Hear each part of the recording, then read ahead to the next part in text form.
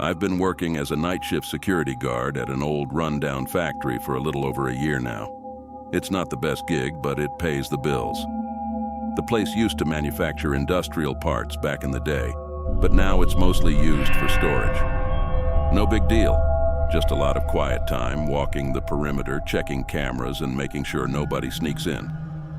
I'd never had any problems until that night. It started like any other shift. I got in at 10 p.m., grabbed a cup of coffee from the break room, and settled into my routine. The factory is a maze of long, dimly lit hallways and wide, empty spaces filled with old equipment covered in tarps. The place smells like rust and oil, and the air always feels a little too thick, like the building is suffocating under years of dust and decay. Around 1 a.m., I was sitting in the security office watching the cameras when something caught my eye. One of the motion sensors in the west wing tripped. That part of the factory hasn't been used in years, and no one ever goes back there. It's cold, damp, and feels off. Even during the day, it's creepy. At night, it's worse. I figured it was probably just a rat or some loose wiring, but I couldn't shake the uneasy feeling creeping up my spine. The west wing had always given me the creeps, like someone was watching from the shadows even when I knew no one was there. I grabbed my flashlight and radio, then headed out to check it out. The halls were eerily quiet, my footsteps echoing off the concrete floors. The factory's old lights buzzed overhead, flickering every now and then. As I made my way toward the west wing, the temperature dropped. The air felt colder, heavy with a dampness that stuck to my skin. I reached the door that led to the west wing and hesitated for a moment. My gut told me to turn around, but my job was to check things out. So I pushed the door open and stepped inside. The west wing was even darker than the rest of the factory. The only light came from my flashlight, casting long, shifting shadows along the walls. I could hear the distant hum of the building's ventilation system, but that was it. No footsteps, no voices, nothing. I walked down the narrow corridor, checking the doors to each storage room, all locked, all empty, just like always. I was about to turn back when I heard something, a faint noise, like metal scraping against metal, coming from further down the hall.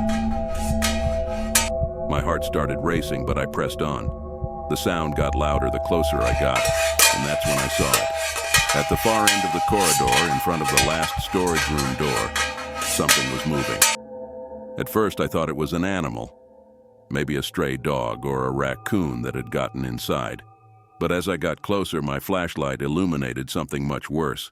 The figure stood hunched over by the door, its back to me. It looked like a person, but something was off.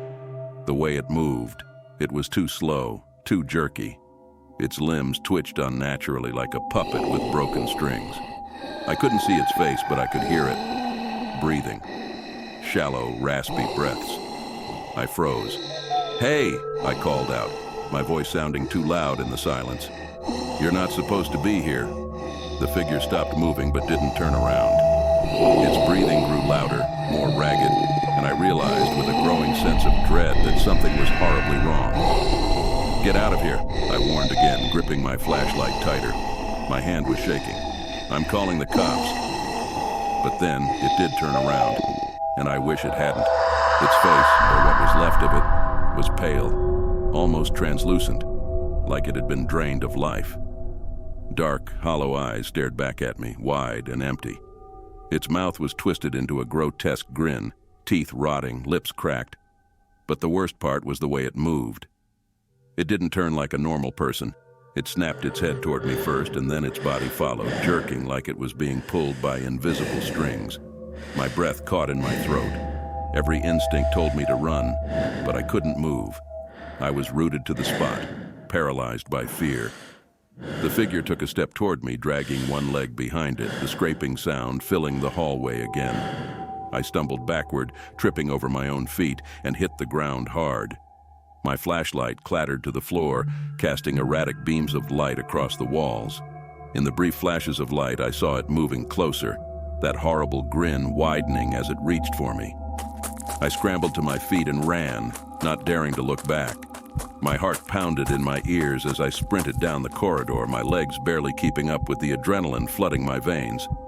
I burst through the door to the main factory floor and slammed it behind me.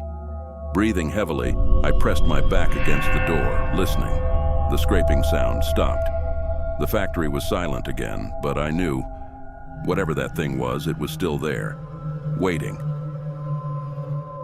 I didn't go back to the West Wing after that. Hell, I didn't even stay until the end of my shift. I grabbed my keys, clocked out early, and didn't look back. The next morning, I called in sick. I haven't been back to the factory since. Sometimes, late at night when I'm trying to sleep, I still hear that sound in my head. The slow scraping of metal getting closer and closer. And every now and then, I wonder if it's still there, lurking in the shadows of that old factory, waiting for someone else to come looking.